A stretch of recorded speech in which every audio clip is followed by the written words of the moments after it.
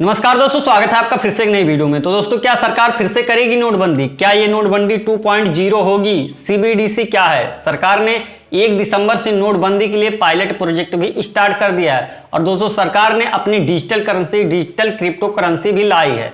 आज की वीडियो में डिटेल में जानेंगे, तो वीडियो में एंड तक बने रहेगा। अगर चैनल पर पहली बार आए हो तो चैनल को सब्सक्राइब करके बेल आइकन प्रेस कर लीजिएगा। और दोस्तों, आप वीडियो तो देखते हो बट वीडियो को लाइक नहीं करते हो, तो प्लीज़ वीडियो को लाइक करके चैनल को सब्सक्राइब कर लीजिएगा। चलिए दोस्तों, स्टार्ट करते हैं। तो सबसे पहले मैं बता दूं कि वो असल में नोटबंदी था ही नहीं, वो नोट बदली था।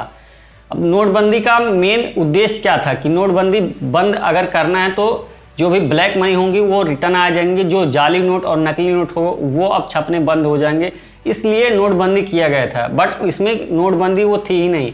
एक्चुअल में सरकार ने बोला था कि जो पुरानी नोटें हैं वो अब नहीं चलेंगी 1000 और 500 की, उसके बदले हम नए नोट 500 की और 2000 की नोट आपको देंगे। बट इसमें और ही ज़्यादा नुकसान हुआ सरकार का, क्योंकि जब सरकार ने छपाई करना शुरू किया तो 2000 के नोट में पहले क्या होता था कि जो 1000 की पुरानी नोटें थी उसको अगर आप 1 लाख या 2 लाख जेब में रखते थे तो पता चलता था कि हाँ आपने पैसे रखे। बट इस बार जो 2000 की नोट आई थी ना, उसको रखने से पता ही नहीं चलते थे कि जेब में कितने लाख रुपए हैं, और छोटी सी जगह में आप बहुत सारे पैसे रख सकते थे। इसलिए अभी आपको मार्केट में दिखता होगा कि 2000 की नोट बहुत कम ही दिखती है, और इसमें और ही ज़्यादा मतलब ब्लैक मनी जमा होने लगा। तो इसलिए अभी सरकार ने 2000 के नोट को प्रिंट करना बंद कर दिया है। और ये जो है इस बार जो पायलट प्रोजेक्ट स्टार्ट किया है नोटबंदी का, ये अब नोट इस बार छापेगी ही नहीं सरकार, प्रिंट करना ही बंद कर देगी। और आपको नोट अब नहीं मिलेंगे, अब आपको डिजिटल करेंसी के रूप में नोट मिलेंगे। अब आपको जो भी डिजिटल में चाहिए, मैं आपको बता दूं कि आखिर नोट था क्या, नोट को आखिर इतना वैल्यू क्यों मिलता है। नोट में आप देखेंगे तो महात्मा गांधी का फोटो लगा रहता है, एक तार लगा रहता है जिस पे लिखा रहता है इंडिया भारत RBI, और उस पर ऐसे मतलब पलट के देखते हो तो अंदर से भी प्रिंटिंग रहती है, बाहर से भी रहती है, और बहुत सारी जगह 500 जो जिस चीज़ की नोट भी रहती है 500 की रहती है, 500 लिखा रहता है बीच में, अंदर से बाहर से सब जगह। तो उसमें मेन उस चीज़ का नहीं फोकस होता है, मेन चीज़ फोकस होता है RBI का सिग्नेचर, और वो नोट इसी वजह से सिग्नेचर बिकता है, ना कि नोट कभी नहीं बिकती। नोट तो जस्ट एक कागज़ है, केवल वैल्यू रहती है RBI सिग्नेचर की। और जो लोग जाली नोट छापते हैं वो यही तो काम ही करते हैं कि RBI का सिग्नेचर कॉपी करेंगे और गड्डी में, किसी भी गड्डी में 100-200 की गड्डी में लेकर जाकर 2-4 नोट चला देंगे अपना उसमें। तो इस चीज़ से बचने के लिए सरकार ने सोचा कि कुछ ऐसा लाया जाए, ऐसी टेक्नोलॉजी जिससे ये सारे ब्लैक मनी के काम भी रुक जाए और ज़्यादा जाली नोटों का भी प्रोडक्शन ना हो। तो इसलिए सरकार ने ये टेक्नोलॉजी लाई है, और ये ब्लॉकचेन टेक्नोलॉजी है। अब ब्लॉकचेन टेक्नोलॉजी क्या है तो मैं आपको बता दूं कि इसमें एंड टू एंड इनक्रिप्टेड रहता है। उसमें केवल सरकार और आपके अलावा किसी तीसरों को पता ही नहीं होगा कि आपके अकाउंट में कितने पैसे हैं। आपके अकाउंट में कितने पैसे हैं ये केवल सरकार को पता है, RBI को, और दूसरा नंबर आपको, बाकी तीसरे बैंक को भी नहीं पता रहेगा कि कितना आपके खाते में है। और मैं बता दूं कि इस साल केवल, अगर आपको यकीन नहीं है ना कि जो 100 का नोट आप देखते हो ना, उसके पीछे सरकार को कितना खर्चा उठाना पड़ता है। आपको तो बोलते हो कितना ही आता होगा, बट कलर प्रिंटिंग आराम से हो जाती है। जैसे अभी मतलब जो वाइट कलर के प्रिंट होते हैं उनको ऐसे A/4 के साइज में बहुत सारे नोट निकल जाती हैं। बट प्रिंट करने में उतना पैसा नहीं आता, प्रिंट करने से ज़्यादा उसका ये पैसा आता है कि उसके अंदर जो फीचर डालते हैं, जैसे अंदर गांधी जी का फोटो, अंदर जो वो तार रहता है, अंदर जो 500 लिखा रहता है, उन सभी फीचर के लिए बहुत सारे 100 की नोट छापने के लिए लगभग 15 से 17 रुपये लगते हैं एक नोट की छपाई करने के लिए। और इस साल में बता दूं कि सरकार को केवल नोट प्रिंट करने के लिए 5000 करोड़ रुपए खर्चे करने पड़ रहे हैं। और डिजिटल करेंसी की आने की वजह से ये सारे खर्चे सरकार के ख़त्म हो जाएंगे, और ये खर्चे आपकी भलाई के लिए कहीं और यूज कर सकती है सरकार। तो इसलिए सरकार ने डिजिटल करेंसी लाने का फैसला किया है। और दोस्तों, मैं बता दूं कि सरकार ये बता ही नहीं रही है कि हम नोटबंदी कर रहे हैं। सरकार तो बस, सरकार को भी पता चल गया है कि जब से कोरोना आया है, सरकार देख रही है कि जब से कोरोना आया है तब से सभी लोग लगभग ऑनलाइन की दुनिया में ट्रांजैक्शन कर रहे हैं। सभी लोग गूगल पे, फ़ोन पे, अमेज़ोन पे, पेटीएम, UPI, भीम पे सभी जगहों से ट्रांसफ़र कर रहे हैं। और सरकार को, बट मैं बता दूं कि आप कहीं से भी ट्रांसफ़र करो, जो भी आपके अकाउंट में बैलेंस है उतना सरकार को छाप कर रखना ही पड़ता है, क्योंकि सरकार को थोड़ी ना पता है कि आप कब दिन रात पहुंच जाओ बैंक में और बोलोगे मेरा पैसा कैश दो। तो सरकार को ये नहीं पता, इसलिए सरकार को छापना ही पड़ता है। आप उसको यूज करो या ना करो, लेकिन सरकार को छापना पड़ेगा, क्योंकि वो आपके खाते में है और आप कभी भी बैंक पहुंच के बोल सकते हो कि मेरा पैसा मुझे दो। तो सरकार अगर छापेगी नहीं तो देगी कहाँ से आपसे? तो इसलिए वो पड़ा रहे या यूज हो या ना हो, सरकार छापेगी। टेक्नोलॉजी आने से सबसे बड़ा फायदा पता है क्या होगा आप लोगों को भी?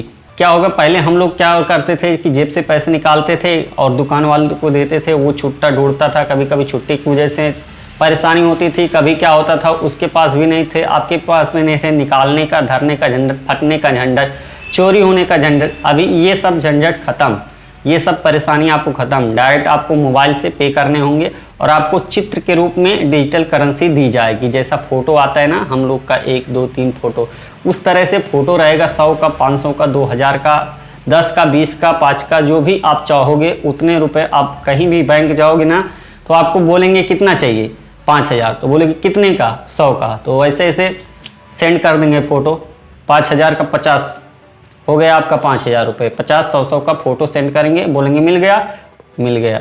अभी जब ये ना पायलट प्रोजेक्ट इसलिए स्टार्ट किया गया है क्योंकि क्या होता है, बहुत सारे लोगों को नहीं ये करना होता है, नहीं पसंद होता है।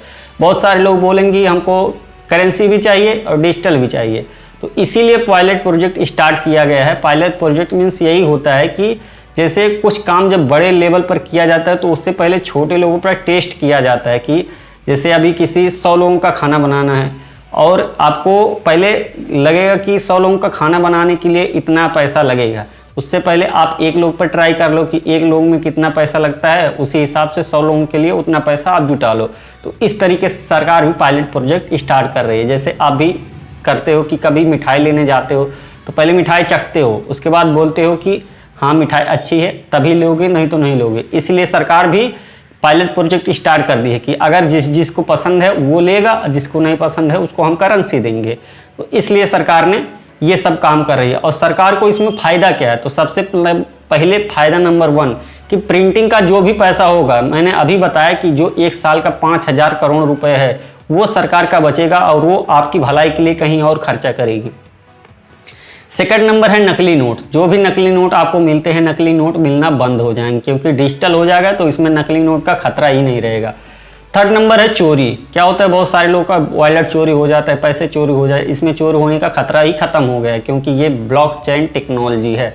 इसके पहले मैंने बताया कि इसमें केवल एंड टू एंड इनक्रिप्टेड रहता है, उसमें सरकार और आपके अलावा किसी तीसरे को पता ही नहीं है। अगर आपका मोबाइल चोरी भी हो गया फिर भी उसको नहीं पता चलेगा कि उसमें कितने पैसे हैं, इसलिए ये टेक्नोलॉजी अपनाई गई है। और फोर्थ नंबर है कि इसमें क्या ना, जितना भी आपके अकाउंट में पैसा रहेगा उस पर सरकार की नज़र बनी रहेगी और सरकार को उस चीज़ पे टैक्स लेने में कोई प्रॉब्लम नहीं होगी। ये आपके लिए थोड़ा हो सकता है प्रॉब्लम हो, बट यही सत्य है क्योंकि सरकार जब देखेगी तो उस पर आपको टैक्स देना ही पड़ेगा। और फिफ्थ नंबर है कि बैंकों वालों का काम क्या था, पहले बैंक वाले करते क्या थे कि आप जाओगे, आपका पैसा जमा करेंगे और किसी का निकालेंगे, जमा करेंगे, निकालेंगे, फेसबुक प्रिंट, पासबुक प्रिंट, यही सब उनका काम था। बट अभी ये टेक्नोलॉजी आने के बाद बैंक वालों का काम ठप हो जाएगा और उसको उन लोगों को दूसरा काम करना पड़ेगा। बहुत सारे लोगों की नौकरियां भी चली जाएंगी। और मैं बता दूं दोस्तों कि इसमें ना जब ये टेक्नोलॉजी आएगी तो बैंक वालों को अलग ही काम दे दिया जाएगा, जैसे होम लोन देना, इंश्योरेंस पॉलिसी बांटना, डीमैट अकाउंट ओपन कराना, क्रेडिट कार्ड देना, यही सब वो उनका काम बचेगा। बाकी लेन देन का काम ऑटोमेटिक सरकार और आपके बीच में बंद देना। तब विपक्ष वालों ने पूछा था कि आप ऐसे ही बंद कर दिए, कोई पहले से मतलब अनाउंसमेंट नहीं किए, ऐसे अचानक कैसे बंद कर सकते हो। बट इस साल जब नोटबंदी होने जा रही है तो बजट के स्टार्टिंग में ही बता दिया था, निर्मला सीतारमण जी ने पहले ही बता दिया था कि इस साल हम डिजिटल करेंसी लाएंगे। तब किसी ने भाव नहीं दिया था, वो बोलेगा लाए होंगे क्या, कुछ नहीं होगा। और अभी देखो 1 दिसंबर को स्टार्ट हो गया है और ये 2 चीज़ में स्टार्ट हुआ है। एक होलसेल वालों के लिए अलग है, जो होलसेल वालों के लिए स्टार्ट हुआ था वो 1 नवंबर से ही स्टार्ट हो गया था, आज से 1 महीना पहले ही। और जो रिटेल वालों को, जैसे रिटेल में क्या आते हैं, हम लोग आते हैं 100-50 खर्चा करने वाले, और होलसेल में वो आते हैं जो कंपनी होती है बहुत बड़ी बड़ी, जो 2000-5000 करोड़ रुपए खर्चे करती है, उन लोगों के अलग है, हम लोगों के अलग है। हम लोगों के लिए 1 दिसंबर से स्टार्ट हो गया है रिटेल वाला, और उन लोगों के लिए 1 ही नवंबर से स्टार्ट हो गया था। और मैं बता दूं कि इसका जो रिस्पॉन्स है ना, आप सुनकर चौंक जाओगे। प्रतिदिन 250 करोड़ रुपए से ज़्यादा ट्रांजैक्शन हो रहे हैं होलसेल में, और रिटेल के लिए भी अच्छा खासा रिस्पॉन्स रहा है। और दोस्तों ये एक बात और बहुत शॉकिंग वाली है कि जो भी गांव में लोग आते थे, जिनके मकान के पैसे आते थे, फर्टिलाइज़र के पैसे आते थे, सरकारी जो भी पैसे आते उसका बहुत सारे लोग दुरुपयोग करते थे। क्या होता था, किसी दारू पी लेते थे, कोई उसका अलग उपयोग कर देता, कोई मतलब खर्चा कर देता था। तो अब ये नहीं होगा, क्योंकि अब अगर फर्टिलाइज़र के लिए पैसे आएंगे सरकार की तरफ से तो उस चीज़ से आपको टोकन मिलेगा। जैसे आप होता है ना, अमेजोन का वाउचर मिलता है, आप उस वाउचर को केवल अमेजोन पे ही खर्च कर सकते हो, बाकी किसी ऐप पे नहीं। तो इस तरीके से आपको फर्टिलाइज़र का एक वाउचर मिलेगा और आप जाकर केवल उस चीज़ से फर्टिलाइज़र ही खरीद सकते हो, बाकी उससे कुछ भी नहीं मिलेगा। और जो बाथरूम या फिर और चीज़ का आएगा उसका भी ऐसे टोकन मिलेगा कि जो चीज़ आपको मिलेगी केवल उसी चीज़ को आप बाई कर सकते हो, बाकी दूसरी चीज़ को नहीं बाई कर सकते हो। तो आई होप दोस्तों जानकारी पसंद आई होगी। अगर आगे कुछ अपडेट आता है तो मैं आपको अपडेट करता रहूँगा। तो आज के लिए बस इतना ही, मिलते हैं फिर किसी नेक्स्ट वीडियो में। तब तक के लिए जय हिंद, जय भारत।